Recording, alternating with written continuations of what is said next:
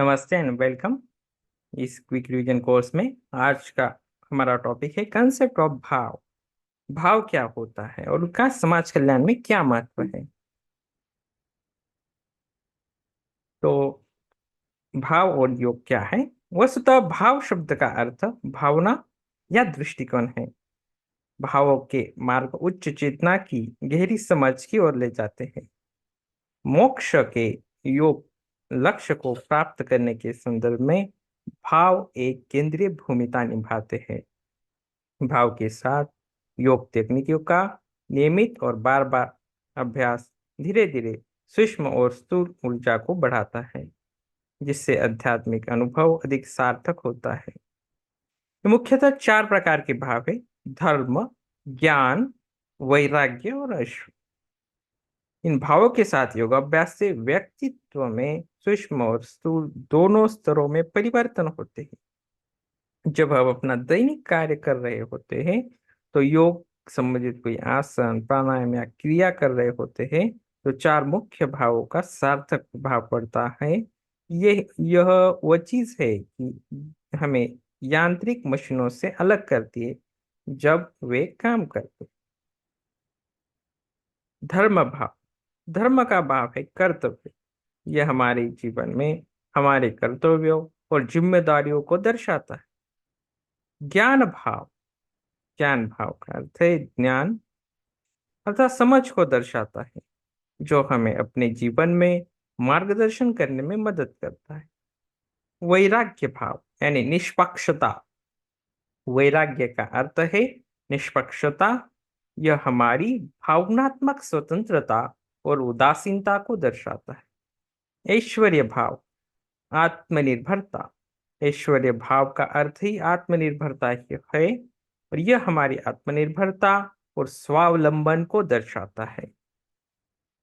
एक थोड़ा विस्तृत से जानेंगे एक एक भाव को। धर्म भाव। पतंजलि के योग सूत्र 1.2 में योग चित्तवृत्ति निरोध, हमारा सर्वोच्च कर्तव्य स्वयं के प्रति संतुलित मानसिक स्थिति में रहना और विश्वास रखना है। जीवन में उतार चढ़ाव के बावजूद हर समय संतुलन बनाए रखना हमारा कर्तव्य है। गीता में भी समत्वम योग उच्यते, तो yoga is a perfect balance. तो हमें अपने दैनिक जो गतिविधियां करते समय भी अपनी मनस्थिति के प्रति जागरूक रहना होगा। यह सुनिश्चित करना होगा कि हम हमेशा सकारात्मक रहे, पॉजिटिव रहे। यदि मन की स्थिति गड़बड़ा जाती है तो हमारा पहला कर्तव्य है कि हम तुरंत सरल आसन, प्राणायाम, ध्यान जैसे योगिक तकनीक का उपयोग करें और हमारे मन को संतुलित करें। ऐसी संतुलित मनस्थिति के साथ आप अपने दैनिक कर्तव्य निभा पाएंगे। ज्ञान भाव। दुख दर्शन शक्ति एकात्मते वास्मिता। इस चीजों से हमें समझने की कोशिश करने और कार्रवाई करने से पहले कि किसी भी स्थिति के बारे में ज्ञान प्राप्त करने की आदत बनानी चाहिए। हमें स्वयं के अनुभव के साथ दूसरे के अनुभव से भी सीखने की आदत बनानी चाहिए। जीवन में या तो सफलता इसलिए है क्योंकि काम अच्छा किया गया है, या यह सीख सीख है कि असफलता जैसे कोई चीज नहीं है। लेकिन देखा गया है जैसे जैसे सीखना बढ़ता है अहंकार बढ़ता है। इसलिए हमें सावधान रहना कि जब मैं सीखता हूँ तो यह मेरी सीख है, और जब दूसरे सीखते हैं तो यह उनकी सीख होती है। मेरी सच्चाई, आपका सत्य। अहंकार के अनियंत्रित होने की गुंजाइश अधिक है। केवल सच्चे ज्ञान के माध्यम से ही व्यक्ति सुख और पीड़ा से मुक्त हो जाता है। वैराग्य भाव।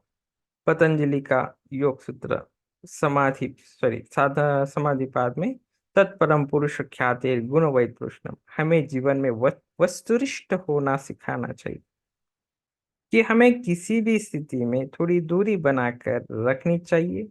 जैसे साक्षी भाव का रवैया सीखना चाहिए।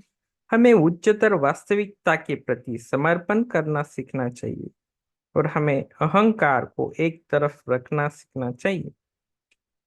योग मुद्रा।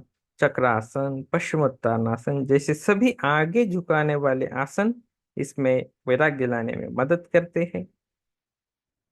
ऐश्वर्य भाव, तत्र स्थितो यज्ञोभ्यास, अभ्यास मनुष्य को पूर्ण बनाता है। योग के निरंतर अभ्यास से पूर्णता प्राप्त होती है। आप देखेंगे कि इच्छा शक्ति, आत्मविश्वास में वृद्धि हुई है, ऊर्जा का स्तर बढ़ता है। इससे जीवन में जबरदस्त आनंद और सकारात्मकता आती है।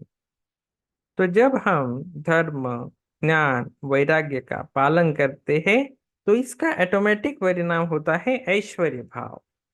तो ऐसे हमने ये चार भावों को जाना, और आज का हमारा जो एक छोटा सा टॉपिक था तो ये समाप्त होता है। थैंक यू, धन्यवाद।